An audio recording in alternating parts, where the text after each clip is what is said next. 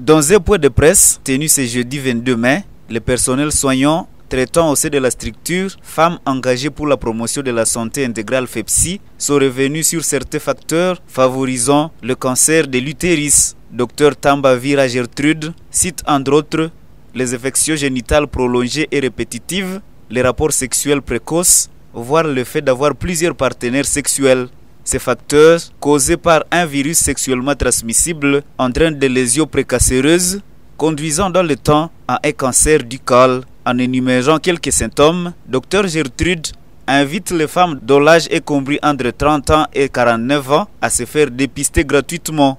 Une personne qui a une suspicion de cancer du col, il va présenter des signes suivants. Il y a par exemple le saignement pendant les rapports sexuels. Il peut présenter des saignements en dehors des règles. Normalement, une femme doit avoir de règles pour présenter du sang, mais s'il a de saignements en dehors de période de règles, elle a fini ses règles, mais elle commence encore, elle voit des saignements.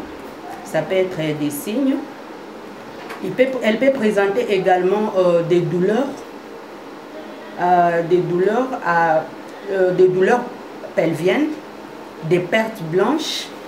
Elle peut présenter des douleurs dans la zone pelvienne ou des douleurs lombaires. Ça consiste aux signes qui peuvent réveiller la femme pour venir à la consultation. Pour lutter contre ce cancer du col de l'utérus, le personnel soignant au sein de la structure Femmes engagées pour la promotion de la santé FEPSI conseille aux malades un traitement de lésions précancéreuses, c'est-à-dire un traitement qui intervient avant la confirmation du cancer. On prend en charge les lésions précancéreuses du col de l'utérus et la prise en charge d'un cancer confirmé du col de l'utérus. Toute notre sensibilisation consiste à voir ces femmes qui sont asymptomatiques, qui n'ont pas de problème, pour que la prise en charge des lésions précancéreuses soit assurée. C'est quoi une lésion précancéreuse? C'est une lésion qui peut évoluer vers les cancers chez la femme au niveau du col de l'utérus. C'est la lésion précancéreuse du col de l'utérus. Et pour ce traitement, il y a plusieurs modalités de prise en charge selon le pourcentage de la lésion objectivée.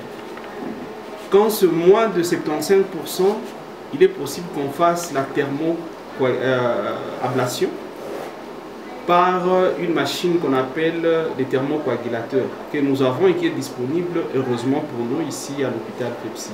Dans un intervalle de 2 ans, FEPSI indique avoir dépisté 1511 femmes. Parmi elles, 155 ont présenté des lésions précancéreuses et 21 femmes ont été suspectes du cancer du col de l'utérus. Le dépistage du col de l'utérus se poursuit au sein de cette structure chaque vendredi de 9 h à 13 h.